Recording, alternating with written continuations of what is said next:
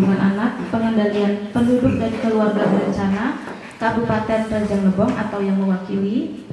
Yang terhormat Ketua Kelompok Harapan Perempuan dan Anak Kabupaten Rejang Lebong atau yang mewakili.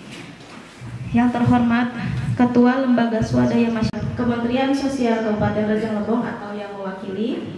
Yang terhormat Bapak Ibu dosen dan instruktur Akademi Komunitas Negeri Rejang Lebong.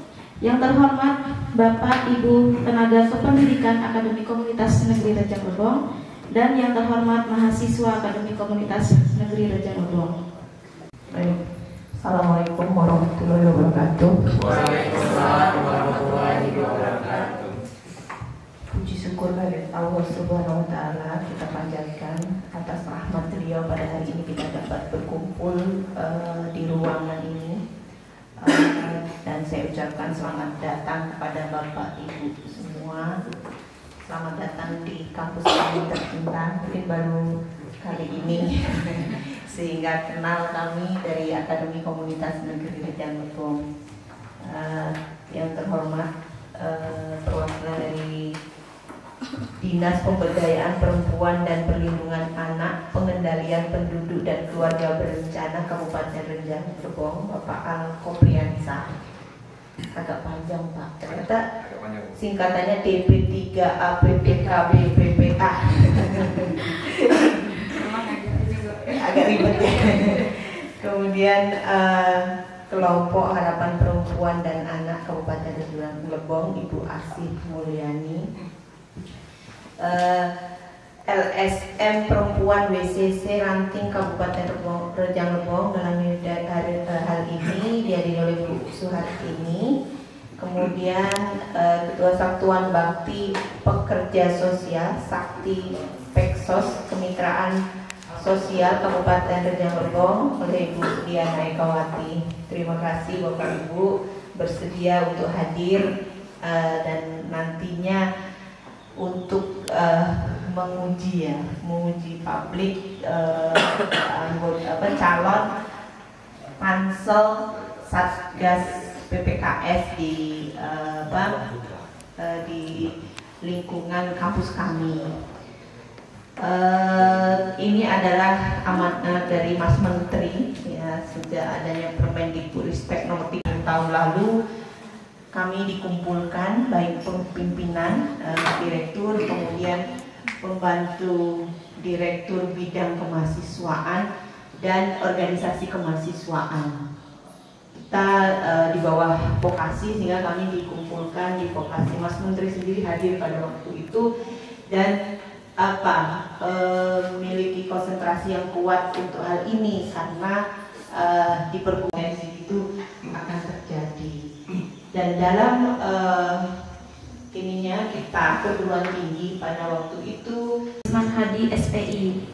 Beliau merupakan instruktur di program studi budidaya perikanan air tawar. Selanjutnya ada tim SPT MPT. Beliau merupakan dosen di program studi teknologi produksi ternak unggas. Selanjutnya ada Bapak Indra Wahyono ST. Beliau merupakan pengelola sistem informasi di Akademi Komunitas Negeri Rejang Lebong. Selanjutnya ada Ibu Anna De Vega Yasrul SH. Beliau merupakan pengelola kepegawaian di Akademi Komunitas Negeri Rejang Lebong. Selanjutnya dari mahasiswa, yang pertama ada Luciana, mahasiswa program studi budidaya tanaman hortikultura. Selanjutnya ada Meyin Wildayana, merupakan mahasiswa program studi budidaya tanaman hortikultura. Kemudian ada Dioba Ananda Putri, merupakan mahasiswa program studi budidaya perikanan air tawar. Kemudian ada lagi dari program studi budidaya perikanan air tawar, Monica Indriani. Selanjutnya ada Meliando Junior, ya, merupakan mahasiswa program studi teknologi produksi ternak unggas. Dan yang terakhir ini ada Jahratu Sinta, merupakan mahasiswa program studi budidaya perikanan air tawar. Itu tadi ke-10 calon anggota pansel Satgas PPKS yang akan mengikuti uji publik ini. Bu. Acara selanjutnya, mari kita simak. Bisa. Iya. Dua. Kalau satu saya nanti nyanyi. Ini langsung mulai. Dua. Baik. Assalamualaikum warahmatullahi wabarakatuh. Yang saya hormati Ibu Wakil Direktur Akademi Komunitas Negeri Rejang Lebong, Ibu Risa Wentasari. Yang saya hormati Bapak Al-Kobriansah yang mewakili ya Pak, dari DP3A PPKB PPA. Saya catat komplit. Dan yang saya hormati Ibu Diana Ekawati dari Espeksos. Iya. Ya, saya hormati Ibu Ketua dari atau perwakilan dari WCC Ranting Rejang Lebong ya. Dan yang saya hormati Ibu perwakilan dari kelompok Harapan Perempuan Rejang Lebong dan anak, iya, perempuan dan anak. Laki-laki juga rekan-rekan dan calon panitia Satgas PPKS yang saya banggakan. Di sini ada rekan-rekan dari dosen, tenaga pendidik, dan adik-adik mahasiswa yang saya sangat banggakan yang sudah bersedia menjadi calon panitia PPKS, Satgas PPKS. Dan teman-teman yang ada di belakang, dosen dan instruktur, juga mahasiswa-mahasiswa saya yang sudah diundang untuk sebagai penguji ya? Iya, sebagai mewakili dari setiap unsur. Iya, mewakili setiap unsur yang sempat hadir pada hari ini. Izinkan saya, teman-teman semua calon anggota Pansel Satgas PPKS untuk mewakili menyampaikan opini tentang perlunya adanya panitia Satgas PPKS, terutama di Akrel.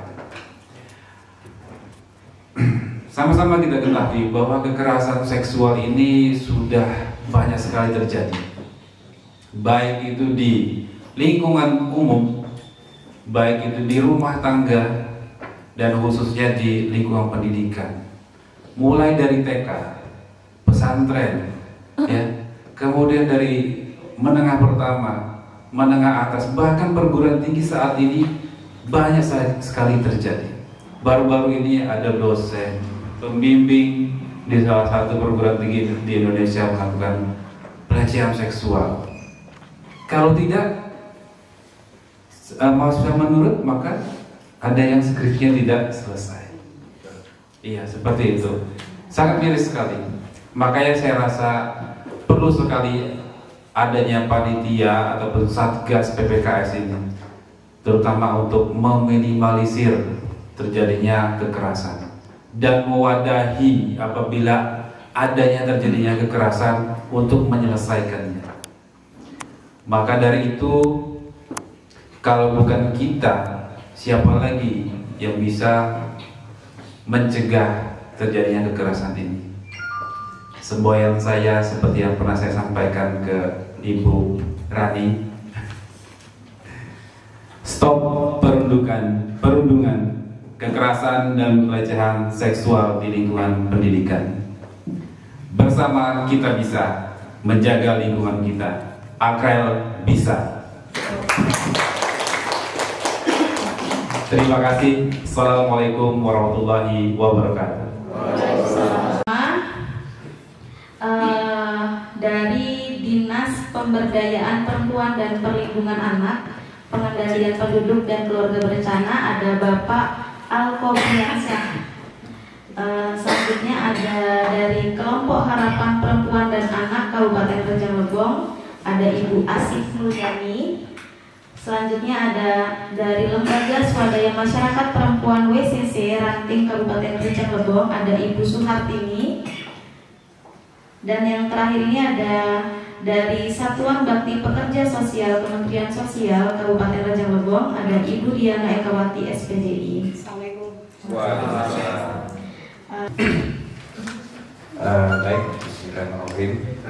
Assalamualaikum warahmatullahi wabarakatuh. Waalaikumsalam warahmatullahi wabarakatuh. Sebelumnya mohon izin saya mewakili Kepala Dinas DP3A PPKB PPA Kabupaten Rejang Lebong. Memang kebetulan dinas kami ini terlalu banyak singkatan. Sering berganti-ganti. Dan alhamdulillah saya dapat mandat dari Kepala Dinas untuk menghadiri kegiatan ini karena salah satu tugas pokok dan fungsi kami, salah satunya karena di DP3A PPKB tidak hanya berbicara masalah alat-alat kontrasepsi dan segala macam, kami juga di PPA-nya, di perlindungan perempuan dan anak memang ada tugas kami, ada tupoksi kami, pelaksanaan tentang pencegahan ataupun penanganan permasalahan seksual terhadap anak dan perempuan, terutama anak dan perempuan. Apakah tidak ada seksual terhadap laki-laki? Ada. Ada. Tidak dilindungi.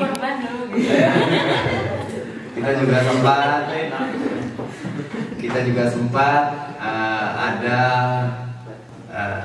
kegiatan di provinsi waktu itu adalah fungsi seorang laki-laki terhadap pencegahan terhadap pelecehan seksual, kekerasan terhadap perempuan, dan apakah ada perlindungan khusus untuk laki-laki? Kalau perlindungan khusus untuk perempuan sudah jelas ada. Itu ada di dinas kami, ada di LSM, ada di Dinsos dengan Ibu Diana, ada di kawan-kawan yang lain ada. Tapi apakah ada perlindungan khusus untuk laki-laki? Ternyata ada. Yang melindungi adalah Allah Subhanahu wa Ta'ala. Karena tugas pokok kita seorang laki-laki, terutama yang laki-laki, karena saya laki-laki juga di sini, tugas pokok kita adalah melindungi, bukan menghancurkan. Tapi rata-rata, alhamdulillah, dari tahun 2017 ya Bu ya, 2017 hingga tahun sekarang kita mendapat predikat angka kekerasan terhadap perempuan dan seksual itu tertinggi di Provinsi Bengkulu. Kita paling tinggi. Ya.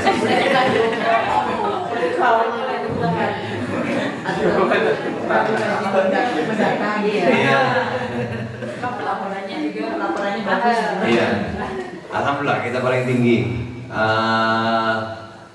Memang secara garis pelaporan untuk Ibu Diana sendiri itu langsung ke kementerian dan kami pun langsung ke kementerian. Jadi semuanya disaring.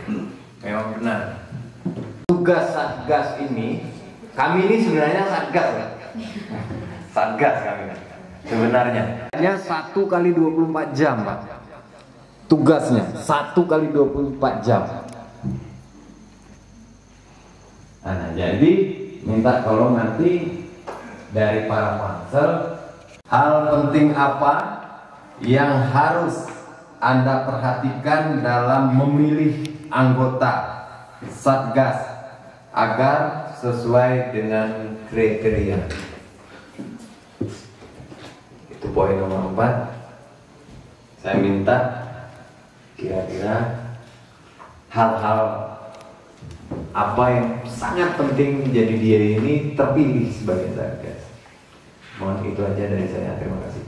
PPT kepada Bapak Hakim dipersilakan. Mari Pak. Juga siap. Baik, assalamualaikum warahmatullahi wabarakatuh.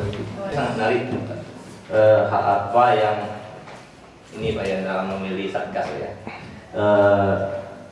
seperti tadi sudah disampaikan juga oleh Pak dari Dinas Pemberdayaan Perempuan dan Perlindungan Anak ya, bahwasanya Al-Kopiansa, Pak Al-Kopiansa, Pak Aan, ya, dan sampaikan ke Pak Aan. Kita kalau ingin memilih Satgas itu kan, yang pertama disampaikan Pak, yang siap turun ke lapangan, Pak. Iya, yang siap turun ke lapangan, yang siap kepentingan orang banyak. Jadi kalau Satgasnya tidak sanggup ke lapangan, kita tidak bisa rekrut. Yang kedua, memiliki wawasan, kejujuran, dan tanggung jawab dengan tugas itu sendiri. Nah, siap ke lapangan, namun tidak siap untuk mengutarakan kejadian itu kepada pemerintah, artinya sifat jujur yang harus ditanamkan penting. Itu juga tidak bisa kita rekom gitu. Sebagai kalau saya diamanahkan sebagai pansel, karena yang penting adalah jujur dulu. Karena banyak orang yang disampaikan oleh Bapak Ibu tadi, kasus yang di Rejang Lebong itu 68 kasus ya, itu yang terungkap. Banyak lagi kasus-kasus yang lain belum yang terungkap. Itu kalau kita ingin jujur, banyak Bu memang. Itu karena kita tidak mau jujur, ya kan? Sehingga kita memfilter kasus-kasus yang kita anggap ini emang fatal. Baik, terima kasih atas pertanyaan dari Pak Aan tentang hal penting apa yang menjadi kriteria dari seorang Satgas anti kekerasan seksual. Jadi di sini kriteria yang pertama mungkin bisa dilihat dari riwayat atau latar belakang dari calon anggota tersebut, apakah memiliki riwayat melakukan kekerasan dari dirinya sendiri atau pernah menangani kasus kekerasan, bisa dari lingkungan dia tinggal, atau misalnya jika calon anggota ini adalah seorang mahasiswa, mungkin bisa dilihat dari latar belakang kekerasan apa yang pernah ia lakukan, dari bisa ditanya atau disurvei dari teman-temannya atau dari lingkungan dari calon anggota yang mengajukan menjadi anggota Satgas kekerasan ini. Terima kasih Pak. Baik, terima kasih pada Luciana. Mungkin selanjutnya jawaban terakhir ya dari mahasiswa Monica Indriani. Pada Monica dipersilakan. Baiklah, saya akan mencoba menjawab pertanyaan dari Bapak Aan. Hal penting yang pertama yaitu kita harus melihat latar belakang dari calon Satgas itu sendiri.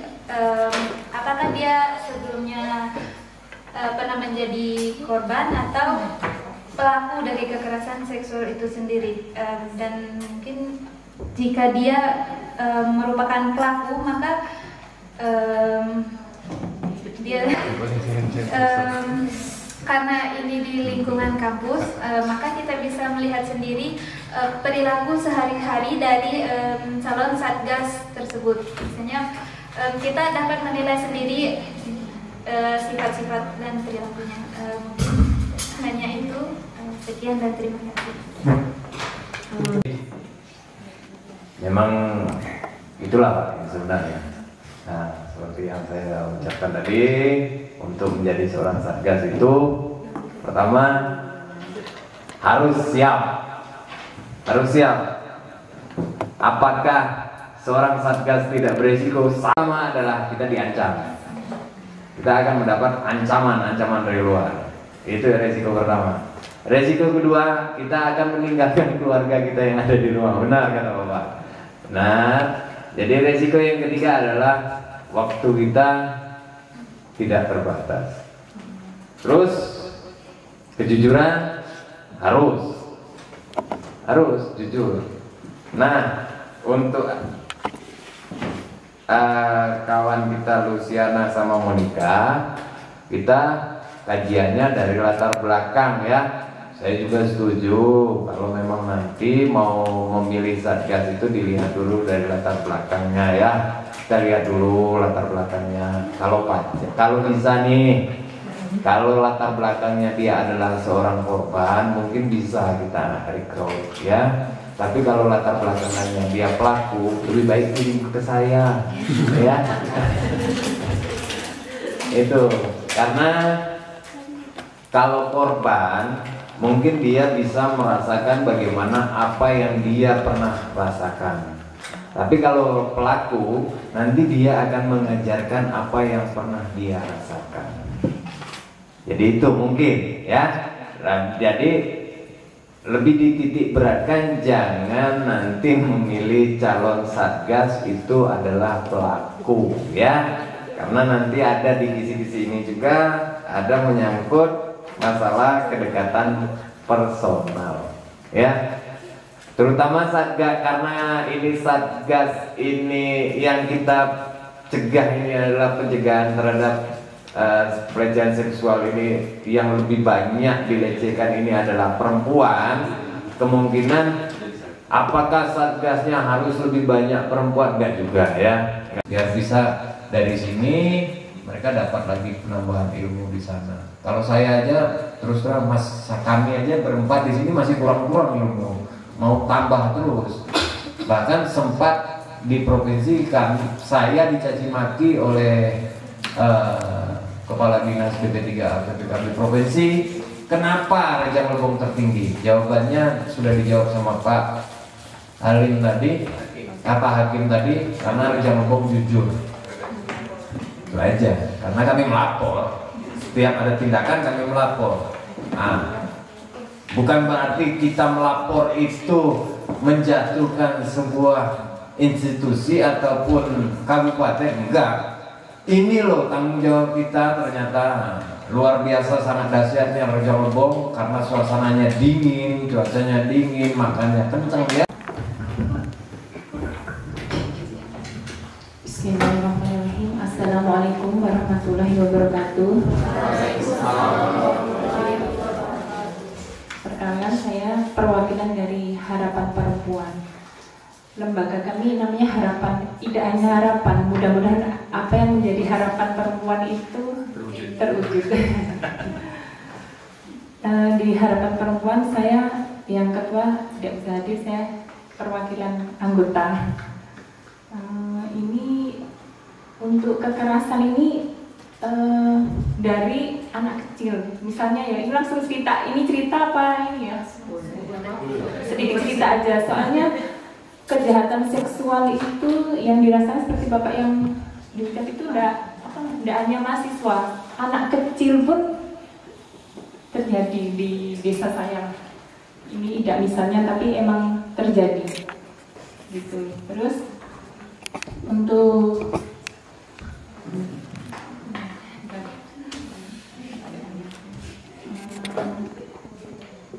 pertanyaan, soalnya tidak dapat isinya. Enggak dikirim. Miring. Oh, Bu, miring Bu, posisinya ngirim. Kalau saya sangat tertarik dengan yang nomor 5 ini. Apa kelemahan dan kelebihan dari Anda sebagai pansel terkait isu kekerasan seksual? Kelemahan dan kelebihan. Untuk itu aja mungkin. Adalah apa sih kelebihan dan kekurangan dari calon panitia seleksi ini? Mungkin nanti akan saya pilih 3 orang gitu ya. Yang pertama bukan Bapak ya, Ibu Ana Devega Yasrul, dipersilakan.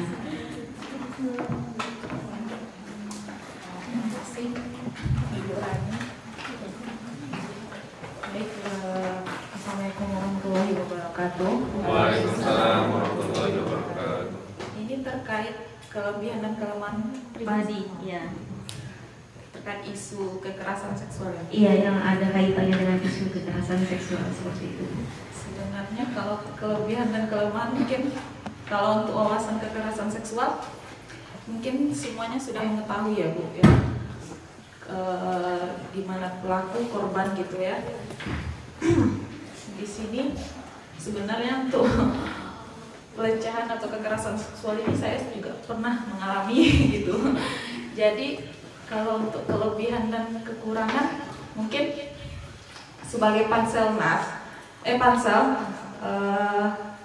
kelebihannya untuk kekerasan seksual ini berwawasan luas, terus berkomitmen gitu. Kalau kelemahan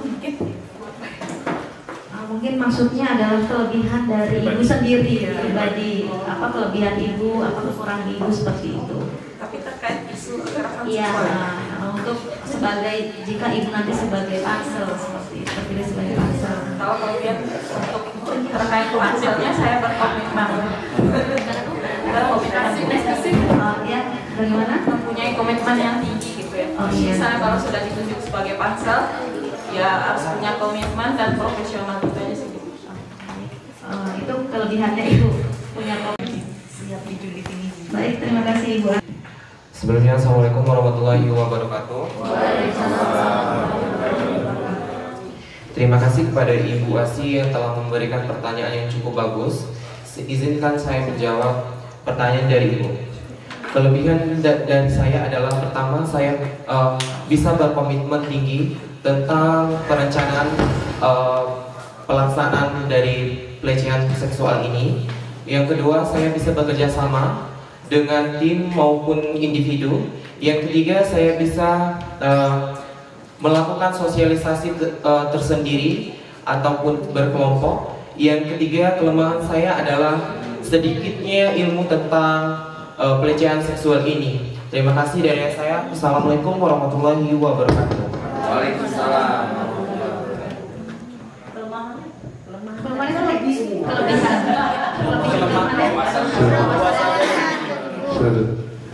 Baik, ada tanggapan dari Ibu Asih? Itu sangat bagus itu Ade, aku sangat dukung tadi. Dukungan pertama dari saya. Terima kasih yang telah memberi pertanyaannya.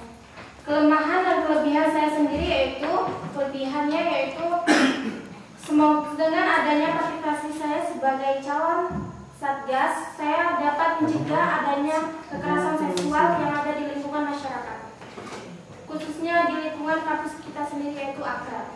Kemudian dan kelemahannya itu saya belum mengetahui apa saja yang dibutuhkan untuk mencegah kekerasan seksual. Belum siap terjun langsung ke lapangan. Perlu pendekatan. Tanggapan yang nomor pertama itu tadi diulang dikit. Partisipasi saya sebagai Satgas itu dengan cara apa gitu kan tadi? Dengan cara apa kalau anak-anak jangan sentuh ini. Kalau untuk sesama mahasiswa bagaimana? Boleh sentuh semua. Selanjutnya pertanyaan dari Lembaga Swadaya Masyarakat Perempuan WCC Ranting. Berkaitan dengan pertanyaan-pertanyaan atau kisi-kisi yang saya dapat, saya tertarik itu dengan yang nomor 3. Ini kan sering kita guyonan ya, Bapak kok bicara kekerasan seksual padahal ibu-ibu katanya suka yang keras. Itu sering saya dengar, itu pun kadang di publik, di pertemuan yang besar itu sering saya dengar itu. Sebenarnya itu hanya guyonan, tapi bagi kita perempuan itu kayaknya gimana gitu kan. Nah, jadi pertanyaan saya, bagaimana calon Satgas ini membedakan kekerasan seksual dengan kedekatan secara personal? Itu mungkin kekerasan seksual dan kedekatan itu menurut saya sih beda-beda tipis ya, tergantung dari personal. Jadi saya sendiri di sini ada mahasiswa saya, ada yang semester 2, Zahra, Monica, dan Dioba. Ketika saya mengajar, mereka bisa membedakan antara saya bercanda dan saya yang serius. Dan ketika mereka, salah satunya ada mahasiswi saya, contohnya saja berpakaian yang tidak sesuai menurut saya, misalkan auranya terbuka. Pada saat ujian pernah saya ada yang tegur ya kan, ada yang memakai jilbabnya, jilbab belum bisa dipakai. Dan Martin itu cuman nyantol doang di sini. Akhirnya saya suruh keluar untuk memperbaiki. Itu salah satu untuk mencegahnya. Kemudian bagaimana kedekatan dan ada tujuan tertentu. Sebenarnya itu tergantung dari kesempatan. Kalau saya secara pribadi, saya jarang sekali berbicara kepada mahasiswa saya ataupun mahasiswa saya itu secara 4 mata, tapi 6 mata. Itu untuk meminimalisir, salah satunya adalah penilaian dari orang lain. Itu misalkan kita bersalaman tuh bisa membedakan antara orang yang bernafsu, berniat, yang tidak. Nah, semua terjadi itu dari niat dan kesempatan. Tuh. Kenapa saya mencoba menerapkan, saya berbicara dengan mahasiswi saya, itu saya tidak mau 4 mata dan tidak mau di tempat yang gelap-gelap dan tersembunyi. Nah, takutnya itu niatnya keluar, ya kan? Yang tadi otak kita bersih, beres, ketika itu nanti, Pak, ketemuannya di sini saja. Pak, kita praktek di situ, atau praktek pengganti nanti Pak tolong didampingi. Saya tidak pernah seperti itu kan, tidak seperti itu, karena saya menghindari itu dan menjauhi itu ya kan. Nah, dan bersalaman juga saya sangat bersalaman. Kalau yang kita mempunyai niat, terkadang itu main-main dulu. Kita bisa melihat antara ya dosen ataupun antara lawan jenis bersalaman itu, kalau dia yang mempunyai kegatalan gitu kan, saya mencontoh dari saya, ketika bersalaman terhadap mahasiswi gitu kan, tangannya itu akan berbeda, ya kan, aura mukanya itu, aura mesumnya itu kelihatan gitu kan, aura mesumnya itu kelihatan gitu kan. Nah, kemudian itu harus kita menjaga jarak, terutama misalkan duduk antara mahasiswa dan maupun teman seperti saya dan Bu Ana begitu kan. Waktu kita bercanda tapi tidak melihatkan sesi negatif misalkan. Awalnya bercanda, nanti kalau kelamaan ada kesempatan ya nggak bercanda lagi ya kan. Canda-candaan dan jadi-jadian gitu. Nah jadi seperti itu. Jadi kalau membedakan antara kekerasan dan kedekatan itu, ya kita harus bisa membedakan. Kalau kita ada niat, terutama ada niat, ya itu biasanya terjadi gitu ya. Iya, pertanyaannya, menurut saya, bagaimana sih cara membedakan kekerasan seksual dan pendekatan secara personal sendiri? Itu bisa dilihat, biasanya ada salah satu lawan yang mungkin kalau dia kekerasan itu terlihat banget dari ekspresi wajahnya yang seperti terpaksa, tertindas, atau dia nggak suka, itu kan kelihatan.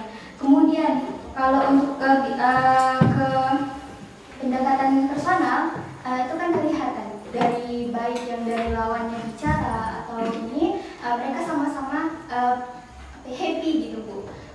Mereka bisa saling menerima dan mereka suka. Itu kedekatan personal. Kemudian kalau untuk membedakan bagaimana sih caranya, bahwasannya bisa dilihat juga dari tatapannya. Biasanya tatapan orang itu dia, walaupun dia melihat cara jalannya itu tatapannya beda. Sama kayak Bapak tadi bilang bahwasanya jiwa musuhnya itu kelihatan. Biasanya bisa dilihat dari. Wah, ini jawabannya dari Satgas. Itu aja sih Bu yang bisa saya sampaikan. Terima kasih. Ketika kita kedekatan personal kita bisa jadi itu menjadi kekerasan seksual ketika lawan kedekatan kita tuh merasa tidak suka, dia merasa kok aku dijahili ya, kok aku dipermalukan ya. Kadang tuh istilah contoh kecil aja, sekedar nyenggol lengan, tapi kalau dia tidak suka itu sudah menimbulkan kekerasan gitu. Itu contoh-contoh kecil aja gitu.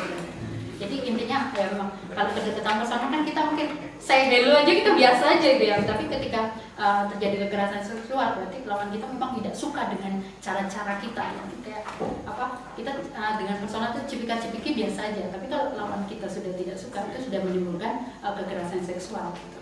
Mungkin itu aja tambahan dari saya. Terima kasih. Oke, terima kasih waktunya. Yang kami hormati Ibu Wakil Ketua Direktur dari Akademi Komunitas Negeri Kabupaten Raja Lebong, juga Bapak Ibu para listener pengajar, para rekan-rekan kawan-kawan peserta dari panitia pansel ya, pansel untuk Satgas di Akademi Universitas Negeri Kabupaten Raja Lebong ini. Kami ucapkan terlebih dahulu terima kasih diberikan kesempatan untuk melihat atau ikut langsung nanti siapa sih yang bakal jadi panitia Satgas yang ada di Akademi Universitas Negeri Raja Lebong ini. Di sini tadi dari kan kita perlu bedakan, yang di sini yang dipilih ini panitia ya, panitia untuk panitia penyeleksi untuk Satgasnya. Seperti diinformasikan Pak Ang tadi, ketika panitia memilih itu tepat, insya Allah Satgasnya akan berjalan. Tetapi ketika kalian memilih itu nanti hanya sekedar label nama, insya Allah juga itu tidak akan berjalan seperti itu. Jadi panitia ini menentukan siapa sih individu-individu yang tepat ini nanti menjalankan tugas sebagai Satgas untuk Akademi Universitas Negeri di Kabupaten Raja Lebong. Baik, terlebih dahulu saya akan memperkenalkan diri, mungkin agak asing ya kedengaran, Satipeksos Kemensos Kabupaten Raja Lebong. Kami hadir di Indonesia, ini di Indonesia, itu berkaitan dengan Undang-Undang Perlindungan Anak nomor 35 tahun 2014, diadakan rekrutan se-Indonesia. Saya tertarik tadi dari beberapa, sebenarnya pengen ngambil yang pertanyaan pertama ya, tapi saya pengen yang terakhir saja. Saya langsung ya, pertanyaan saya siapa jadi teman nanti yang menjadi panitianya. Jika Anda calon anggota Satgas, ini bukan panitia berarti. Jika Anda calon anggota Satgas yang ternyata dahulu pernah melakukan kekerasan, namun saat mendaftar orang tersebut ternyata sudah menyadarkan dan bertobat, lalu saat sekarang ini Anda sebagai pansel, apakah Anda menerima atau menolak orang tersebut? Terus saya pengen alasannya apa sih gitu. Silakan. Dana dipersesuaikan dengan berat badan. Pertanyaannya berat. Oke, assalamualaikum warahmatullahi wabarakatuh. Waalaikumsalam. Terima kasih atas waktunya. Baiklah, di sini yang dari Ibu Diana tadi, jika ada salah satu calon Satgas, ya, dia merupakan pelaku dahulunya tapi telah bertobat. Mantan, ya, ex ya. Jadi di sini ini sebenarnya kalau dalam di pikiran saya itu saya akan menolak, tetapi saya akan menarik beliau sebagai seperti kayak penasehat, karena beliau salah satu pelaku, pasti dia tahu kenapa sih dia bisa jadi sebagai pelaku. Jadi di sana kita bisa melihat seseorang itu apakah dia pelaku atau dia mau mencoba sebagai pelaku. Jadi sebagai seperti tempat kita bertanya atau tempat kita sharing apa sih ciri-ciri orang yang sebagai pelaku kekerasan seksual tersebut. Seperti itu. Terima kasih. Assalamualaikum warahmatullahi wabarakatuh. Jika calon anggota Satgas itu pernah melakukan tindakan kekerasan seksual, seperti kata Bapak tadi, kita bisa merekrut korban menjadi Satgas, tapi tidak bisa merekrut pelaku sebagai Satgas, karena pelaku itu sudah pasti pernah menimbulkan trauma pada korban. Jadi dia tidak bisa dijadikan anggota Satgas. Itu alasan saya menolak yang pertama. Terus dari kriteria Satgas itu sendiri kan syaratnya tidak pernah melakukan tindakan kekerasan seksual dimanapun dan kapanpun. Meskipun sudah bertobat, tapi tetap tidak bisa. Itu dari saya. Terima kasih. Ya. Oke, boleh panggil. Kalau saya juga setuju sih dengan pendapat kawan-kawan, ketika misalnya ada pelaku yang pengen bertobat, ingin bergabung, ini ketika persyaratan tidak ada dicetuskan ya, ini ketika persyaratan tidak ada dicetuskan. Kalau mungkin yang di komunitas negeri ini mungkin ada salah satu persyaratan itu sudah nyata ya, benar Pak ya? Benar ya? Dari kementeriannya. Dari kementeriannya seperti itu ya. Nah, kalau saya setuju dengan Pak Indra, kenapa saya setuju? Karena kita tidak bisa mengijaz orang itu benar atau salah. Yang menyatakan benar atau salah itu cukup Allah, Tuhan. Emang kita manusia yang sempurna semuanya. Tapi dalam hal yang ini, yang perilaku yang sudah melanggar hukum, dalam undang-undang ataupun dalam hukum, norma, adat dan lain sebagainya. Yang jelasnya tiap permasalahan ada pelaku dan korban. Jadi sesuai dengan permasalahan itu, apakah identitasnya pelaku ataupun identitasnya korban. Tapi kita tidak bisa menjejak seperti itu untuk kita saat sekarang ini. Nah, kalau ada permasalahan seperti itu, dia udah tobat loh, pengen banget gabung. Kita rangkul, jangan berputus asa. Kita rangkul, kita ajak. Benar kata Pak Ilda tadi. Bagaimana? Kita jadikan role model dia dalam kegiatan kita. Kita jadikan dia sebagai orang yang sudah, kalau narkoba nih ya, kalau narkoba orang yang benar sudah tobat, benar itu kan bisa memacu kawan-kawan yang lainnya kena. Dan kalau dia memang pelaku seksual, apalagi sudah ada dampak yang terjadi pada dia, maksudnya sudah kena hukuman atau lain sebagainya, dia menyadari, dia akan memberikan kewawasan kepada orang. Jangan melakukan seperti itu, kasihan, gini, nanti kamu dihukum seperti ini. Kan dia jadi role model. Tapi dalam arti kata, setiap orang sudah melakukan yang namanya kesalahan, kalau memang dia tidak menyadari, kalau dalam istilah undang-undang RG-nya sudah belum ini, itu bakal terulang lagi sebagai pelaku. Kebanyakan seperti itu. Jadi benar, kalau memang ada hal seperti itu, kalau ada calon yang lain, kita sebagai panitia, ini disingkirkanlah dulu, digeserlah dulu, carilah yang lain. Ya, kalau lah ida adonian lagi orangnya, ikolah yang mendaftar jadi satgas, lapo boleh buat pilihan. Itu kalau lah ida adonian, ya. Kalau tidak ada nian, ya. Kalau ada, ini geserkanlah dulu. Tapi kalau mau mengajak sebagai role model, saya sekali Mbak ya, jangan keterusan nanti identitasnya atau kejadiannya malu juga dia diungkapkan terus. Akhirnya dia akan menjadi putus asa. Ada permasalahan psikis yang terjadi. Akhirnya dia balik jadi korban nanti. Gitu ya. Itu saja dari kami.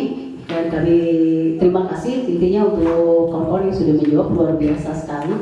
Kita berharap dengan adanya satgas, terutama satgas dari pencegahan kekerasan seksual ini di lingkungan kampus, itu tidak akan terjadi. Dan kita berharap orang-orang yang memang terpilih dari satgas ini nanti benar-benar orang-orang yang vokal, dalam arti kata vokal, berani mengatakan iya dan tidak. Meskipun itu dalam dunia kampus ini ada istilah kekerasan yang dilakukan oleh penguasa atau kebijakan. Ya, gitu ya.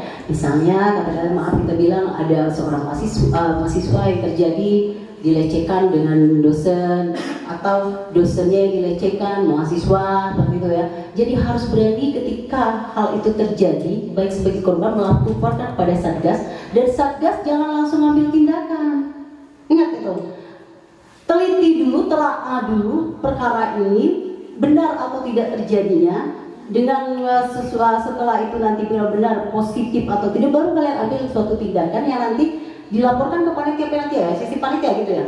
Ada pembinanya dan lain sebagainya seperti itu. Jadi jangan, oh benar ini, begitu ada si ngelapor, dosen tuh nah, lirik aku megang-megang ini, megang itu. Yuni tuh langsung ada itu lapor. Jangan seperti itu, jangan gegabah. Diteliti dulu, ditelaah dulu kebenarannya. Dan kalau memang ada terjadi, dilihat. Ini terjadinya dalam dua sisi bagaimana? Apakah mahasiswi ini yang memang sering menggoda dosennya, atau memang dosennya memang keganjengan gitu. Jadi memang harus diteliti. Nah ketika ini terjadi, itu juga sebagai satgas harus mendekati yang namanya mahasiswi. Lain-kali kamu tuh juga lah pernah bilang ke Pak dosen tuh jangan cek tuh jangan. Suka pukul-pukul badan Pak dosen. Kami calanan gue cepet, kami tegak kali dipukul. Saya seperti itu kan. Ada sedikit kita berikan ininya. Jadi jangan langsung ya, jangan langsung memberikan. Saya pengen nanti satgasnya memang benar-benar di Akademi Komunitas Negeri ini benar-benar berjalan. Ya nanti kalau memang ada permasalahan-permasalahan seperti ini terjadi yang tidak bisa di cover di ini, kita berharap kalau setiap ada permasalahan-permasalahan ini tidak keluar ke apa? Iya, tidak keluar kampus, cukup di lingkungan kampus.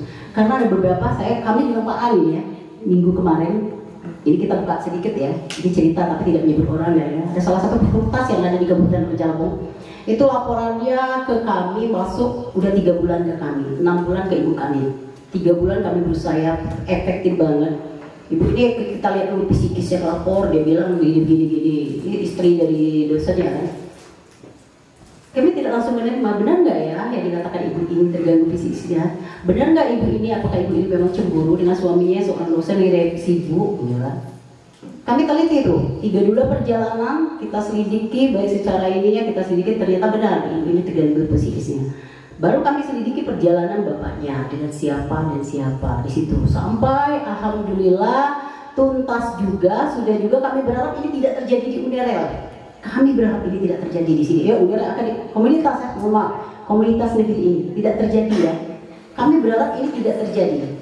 Biarlah di fakultas-fakultas yang lain yang ada di Raja Lebong. Jangan sampai permasalahan ini keluar. Jadi ketika ada permasalahan seperti itu Ibu, tidak apa-apa, kita bantu, kita inikan, dan kalau bisa ya satgasnya yang bertindak seperti itu, menghadapi seperti itu. Jadi jangan sampai keluar dari lingkungan dari Wiyatamadala dari pendidikan itu sendiri.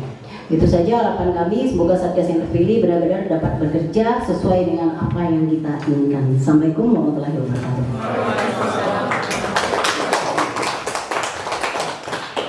Baik, terima kasih untuk Ibu Diana dan tim observer lainnya.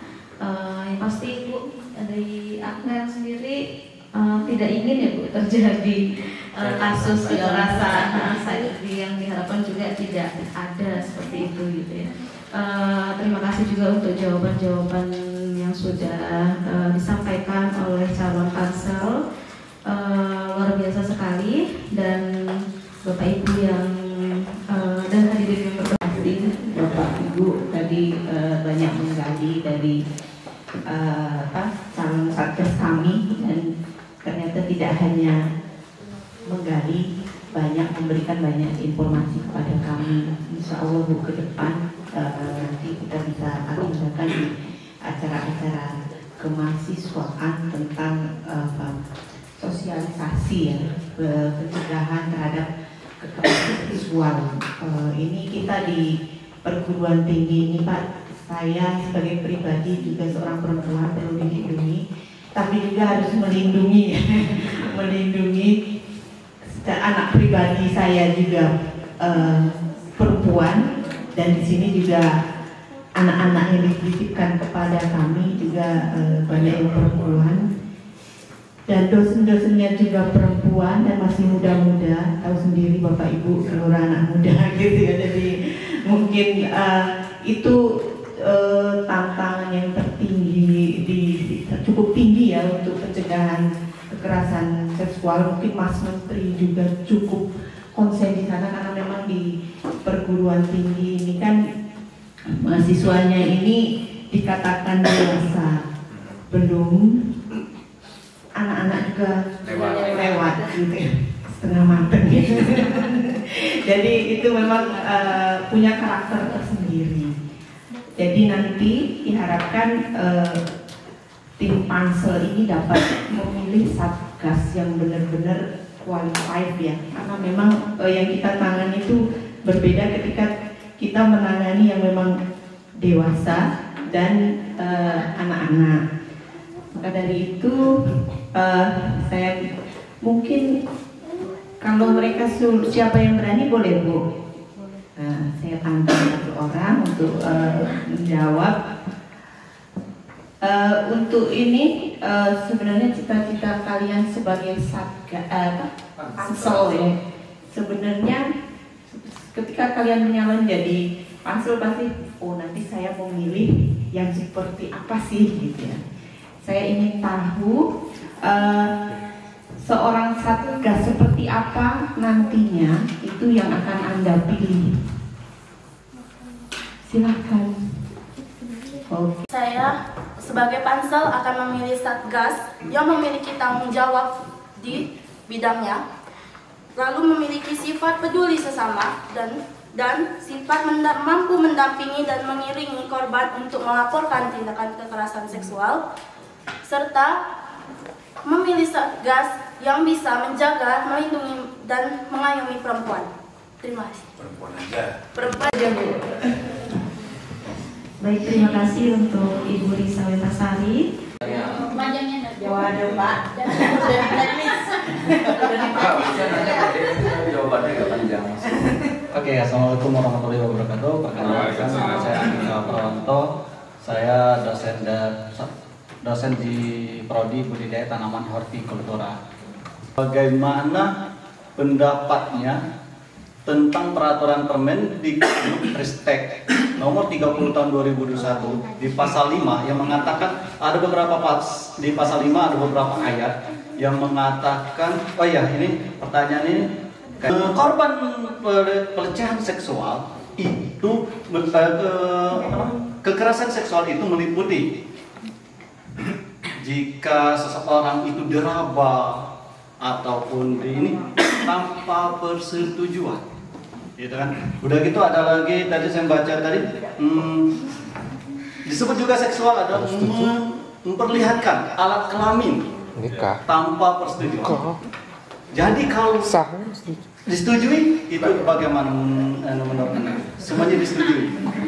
Itu pertanyaan saya. Sehingga ketika Anda bisa menjawab itu, artinya Anda bisa memilih nanti satgasnya yang benar-benar paham terhadap apa itu batasan-batasan dari kekerasan seksual. Terima kasih. Assalamualaikum warahmatullahi wabarakatuh. Terima kasih Pak Andika. Sebelum saya ditunjuk untuk menjawab, saya jawab duluan. Jadi kekerasan seksual tadi, misalkan tadi ada terjadi meraba ataupun unsur negatif, memvideokan, memoto tanpa persetujuan memperlihatkan. Ya, semua itu bisa terungkap apabila ada indikasi tidak disetujui. Tetapi kalau ada indikasi suka sama suka, itu tidak akan pernah terungkap, pasti akan dipendam. Nah, jadi misal contoh tadi pernah diceritakan bahwa misalkan saya melirik Bu Ana saja dengan pandangan yang sudah muka mesum, misalkan, itu bisa saja dilaporkan karena tidak disetujui. Nah, apabila misalnya, maaf ya Bu Ana, kita contohkan karena kita yang disuruh tadi kan. Iya, misalkan saya melirik seperti Pak, jangan videokan Pak, nanti Bapak laporan ke istri saya. Dokumentasi. Nah, nanti misalkan saya melirik Ibu Ana, saya mengedipkan mata saja sebelah, disambut dengan Ibu Ana, tapi dengan tanda kutip ini bercanda, tidak jadi masalah karena disetujui. Nah, apabila misalkan ada yang terjadi tidak sama-sama tidak ada yang menyetujui, maka itu bisa kita buat laporan apabila yang keberatan itu melaporkan. Tetapi ketika itu tidak melaporkan, kita tidak bisa, karena adalah salah satu syarat yang bisa kita tidak lanjuti, yaitu seperti yang disampaikan oleh Ibu Diana Ekawati tadi, itu adanya laporan atau persetujuan laporan.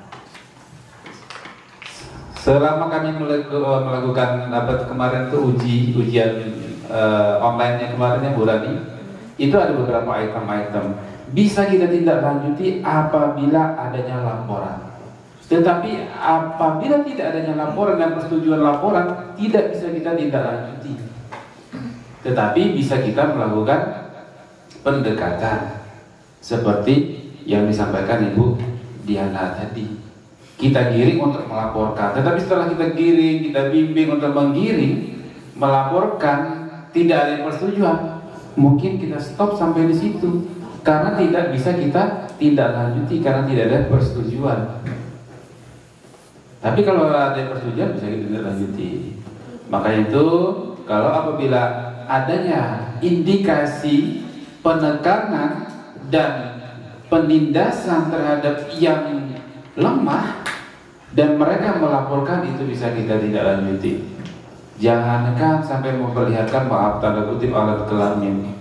Misalkan saya bersalaman ke Zahra, ke Dioba atau Monika, saya salaman, biasanya saya sama teman-teman bercanda, mungkin tangannya saya gerak-gerakan dan lain sebagainya, dia tidak setuju, dilaporkan, dan di situ ada saksi, bisa ditindaklanjuti. Jadi kalau pansel, ya benar-benar harus kita mengetahui, oh ini tadi bercanda, seperti pertanyaan Ibu tadi, oh ini serius, oh ini mukanya udah mulai mesum, ya kan? Itu bisa ditindaklanjuti.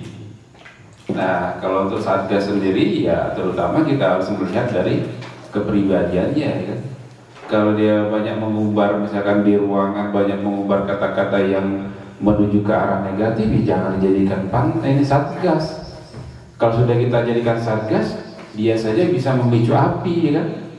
Bisa memicu api, atau bisa memicu hasrat, atau bisa memicu timbulnya kekerasan seksual. Kekerasan seksual itu bukan hanya tindakan merusak reproduksi dan lain sebagainya, tapi kalau ada perundungan, bully pun bisa. Misalkan saya selalu dibully masuk ke prodi TPTU, saya mampir ke situ, dibully terus. Kelama-kelama saya tidak tahu, saya laporkan. Jangan. Pak Putra tolong gitu Pak. Tetapi apabila saya merasa saya bisa membalas bulinya juga, ya situ saya tidak laporkan, gitu ya. Dan masih bercanda ya. Tetapi seperti itu. Misalkan saya merasa itu saya tidak merasa tidak senang, dalam arti itu masuk ke dalam konteks kekerasan, bullying, misalnya kekerasan seksual, pelecehan dan sebagainya, itu bisa ditindaklanjuti. Tetapi apabila tidak, saya merasa tidak, ya ini hanya bercanda. Misalnya Pak Andika, bercanda sama saya itu biasa gitu. Tapi kalau ada yang merasa tidak senang, ya bisa dilaporkan. Jadi kalau untuk panitia satgas tersebut, ya kita harus, yang paling utama yang pertama adalah kepribadiannya. Kalau pribadinya saya sudah memancing-mancing terus, bisa di ruangan memancing-mancing terus untuk berbicara tentang seksual atau berbicara tentang pelecehan dan lain sebagainya, itu kalau menurut saya tidak usah. Karena dalam kepribadian sehari-harinya pun memancing seperti itu. Tapi dalam konteks ya, kalau dia hanya bercanda untuk mencairkan suasana, tidak jadi masalah mungkin. Itu ya Pak ya. Tapi kalau dia sudah benar-benar, misalkan sudah ada indikasi dia kasus pelecehan seksual dan sebagainya, nggak usah deh. Itu akan salah satu nama baik kita pasti akan tercemar. Itu. Kemudian ya jiwa relawannya, waktunya, gitu kan, dan mau membantu. Dan paling utama adalah bertanggung jawab dengan tugasnya. Mungkin itu Pak Andika. Ini kalau kita pansel berarti kita di atas satgas minimal, pengetahuannya kita lebih dulu dari satgas, makanya kita ketemu dulu nih. Nah kalau ini nanti kita bakal ketemu calon-calon satgas.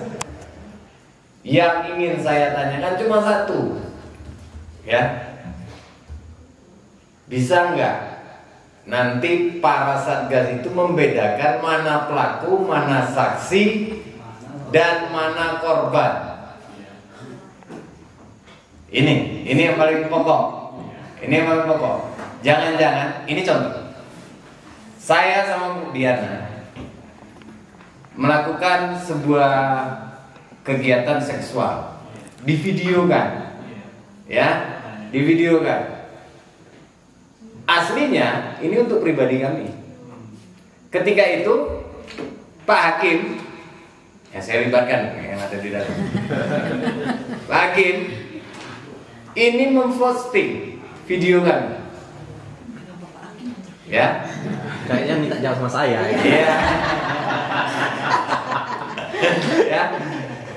Pak Hakim yang memposting, yang melaporkan Pak Adi. Yang melaporkan Pak Adi. Nah, di sini saya minta kalau tenaga pendidiknya nggak usah menjawab ya kayaknya ya. Saya minta para siswa yang menjawab, mahasiswa yang menjawab ya. Jadi pertanyaan saya ini, ya, siapa saksi, siapa pelaku, siapa pelapor, siapa korban? PR Pak. Nanti gini ya, yang nanya saya ya, yang jawab kalian, nanti yang memberikan penjelasan Ibu Diana. Ya. Baik, silakan Meliana.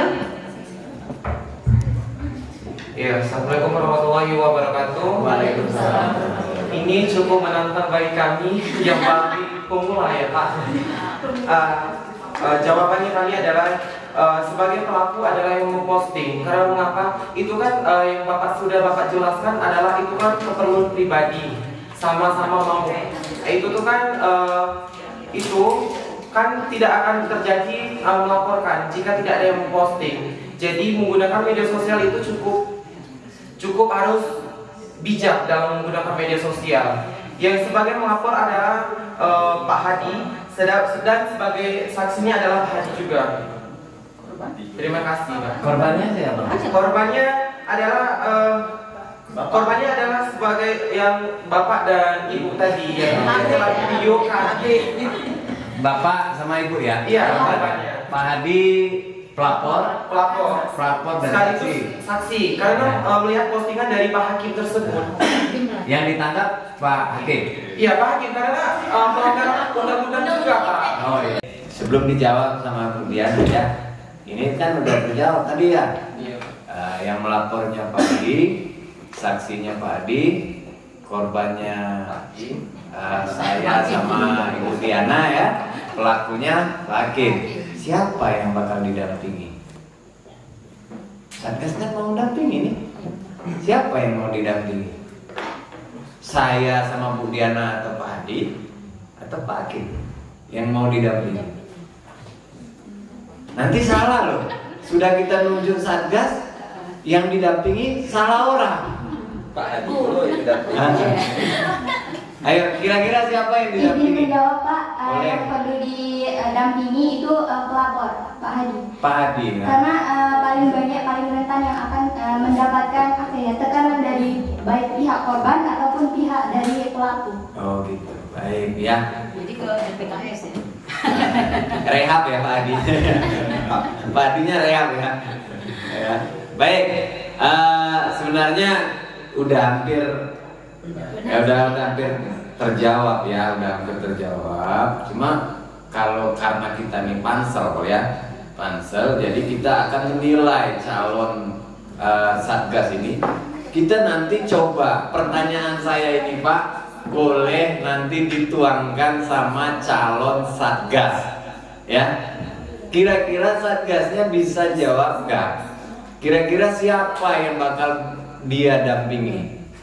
Maaf ya, kalau salah nanti salah pendampingan kita. Salah pendampingan. Yang harusnya Pak Hadi atau saya atau Bu Diana yang didampingi, tahu-tahu yang dia dampingi adalah Pak Hakim.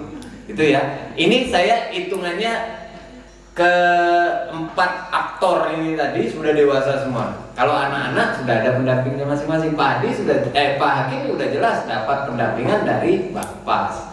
Jelas ya, Pak Hakim jelas tidak bakal didampingi. Nah, siapa yang didampingi? Nah, yang jawab Bu Diana.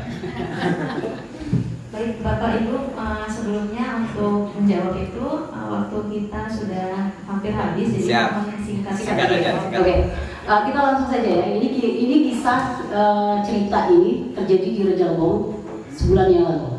Mungkin yang anak-anak remaja Ibu yang aktif dalam FB itu udah tahu ya kasus itu.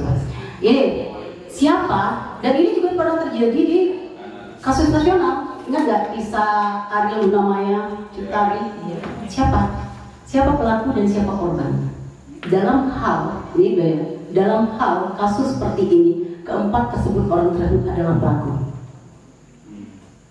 Dalam hal dan tetapi ada unsur lagi yang menentukan siapa jadi pelaku, siapa jadi korban dari saksi ketika pelapor itu diisikan.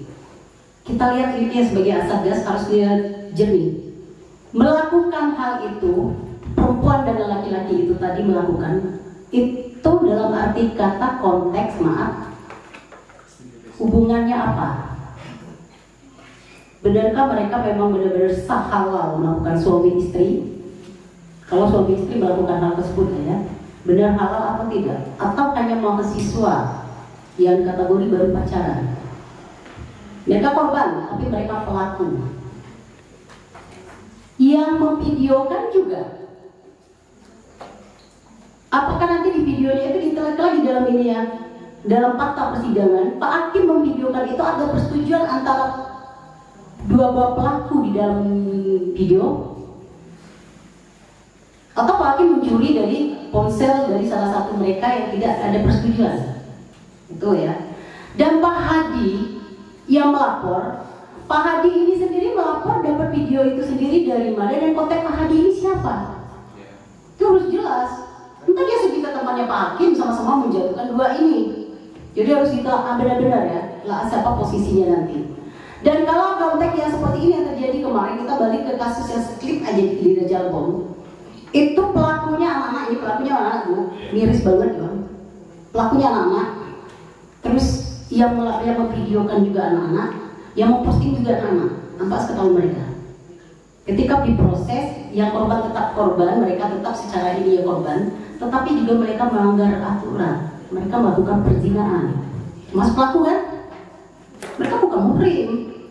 Dan penggunaan teknologi itu juga termasuk salah. Kenapa sih hal-hal yang seperti itu? Maaf kita bilang ya, kalian pacaran hal-hal yang seperti itu harus divideokan. Itu juga menyalahi aturan dan etika. Benar kata Pak Hakim sebabnya bijak menggunakan teknologi. Berarti kita tidak bijak. Ngapain untuk konsumsi apa kita? Berdasarkan apa kita mau videokan itu? Nanti kalau ini yang dilakukan sama Ari sama Maya kan untuk konsumsi sendiri. Tapi akhirnya dengan ini beredar, ini bisa menjadi konsumsi publik dan masuk dalam percontohan apalagi mereka public figure. Seperti itu juga dengan anak yang dilakukan di Rejal Bom. Jadi intinya mereka ini nanti ketika didampingi, mereka juga pelaku, mereka juga korban, mereka juga saksi. Jadi yang didampingi siapa Bu? Siapa yang didampingi? Kita lihat psikis mana yang terkena. Yang paling berdampak itu psikis perempuan. Nah, kenapa balik lagi ke perempuan? Ya balik lagi ke perempuan. Itu yang harus kita perhatikan. Ketika video itu naik, ya laki-laki itu tidak terlalu, Bu. Tidak terlalu. Karena perbedaannya seperti itu psikologi ya, tidak terlalu mereka. Baik yang videokan, tapi yang paling berdasar yang malu itu biasanya perempuan.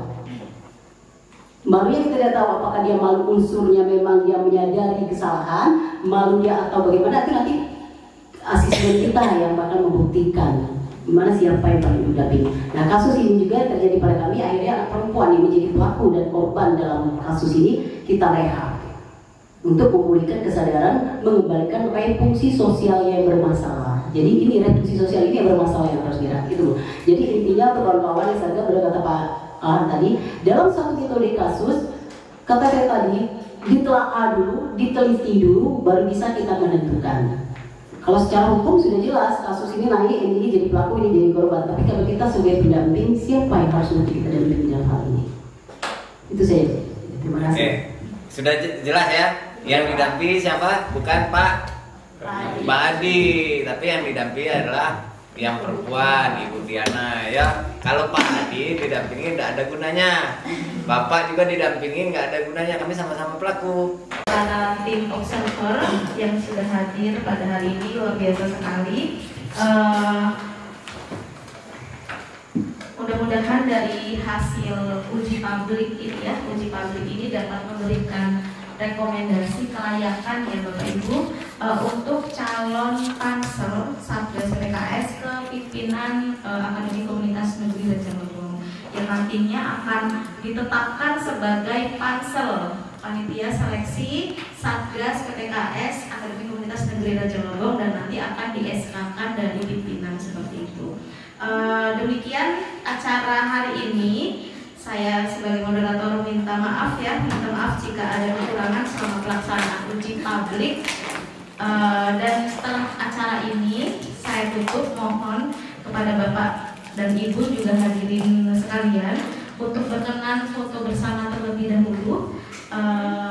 Nanti kami atur ya Bu, seperti itu.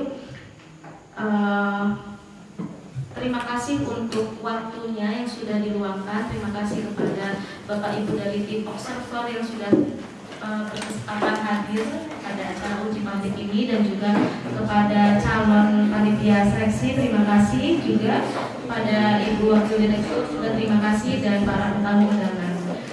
Demikian saya akhiri. Wassalamualaikum warahmatullahi wabarakatuh. Waalaikumsalam.